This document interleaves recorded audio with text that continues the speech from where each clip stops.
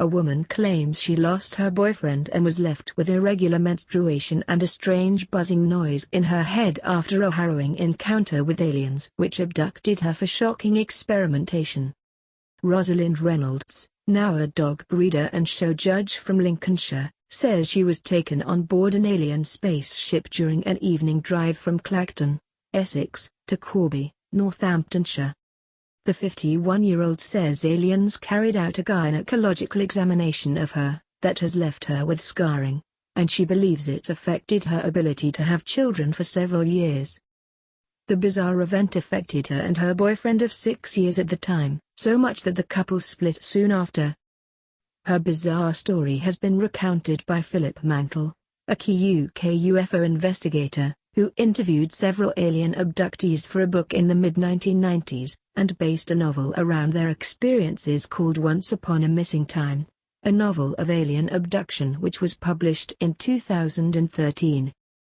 He has now blogged about the experience of interviewing Rosalind, saying she believes 4 or 5 small beings forced her into their craft after the car broke down.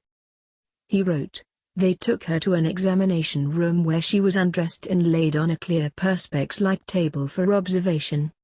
She described how the aliens undressed her and laid her on the table.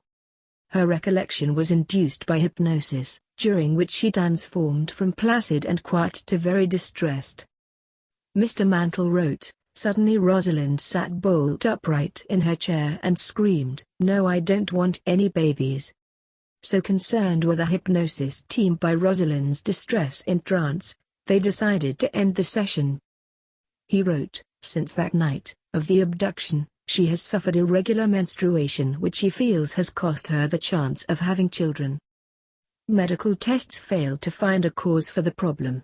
Rosalind also reports an unexplained scar in her groin area, which she assumed is linked to her abduction experience. Additionally, she developed a buzzing in her head which troubles her to this day. According to Rosalind, she and her ex-boyfriend, also called Philip, were driving towards Sudbury, Suffolk, when they spotted a strange configuration of horseshoe-shaped lights approaching them at high speed.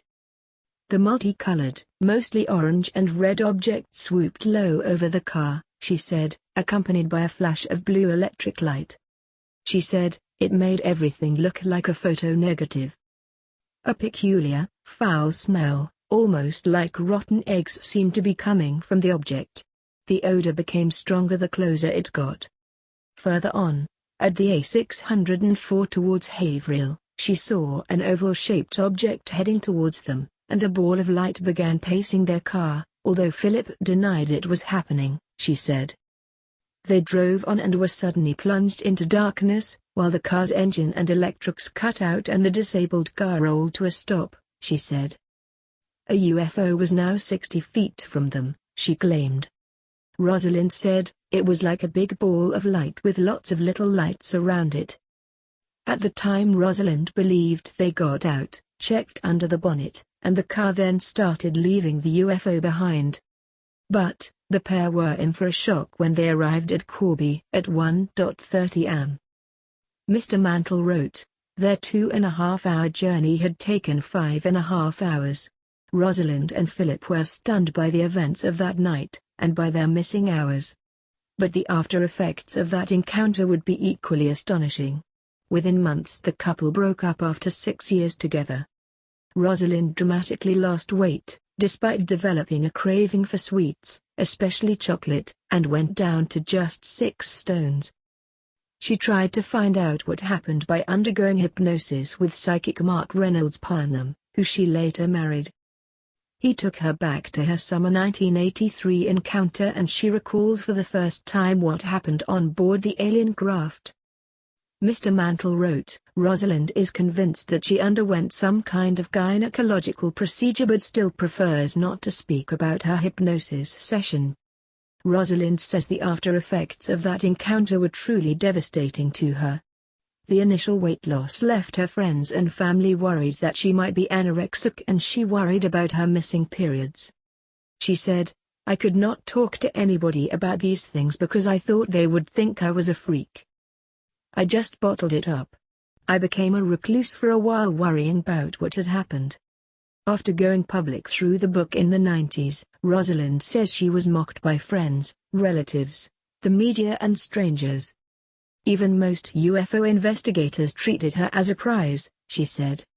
Rosalind now believes she may have been taken by interdimensional aliens. She said, "I still have very vivid recollections of beings and other things on the craft, so it leaves me with the second theory, it was actual aliens, as in not the world we live in and not necessarily outer space, other world type aliens. Either way, it was technology not the world we know. I have theories of it being interdimensional, as there are many depths and heights to the space we exist in, many phases." Mr. Mantle said, "I have no doubt that Rosalind Reynolds did experience what has become to be known as an alien abduction, of that I am sure." Thank you for hearing. Watch more videos at www.5la.net.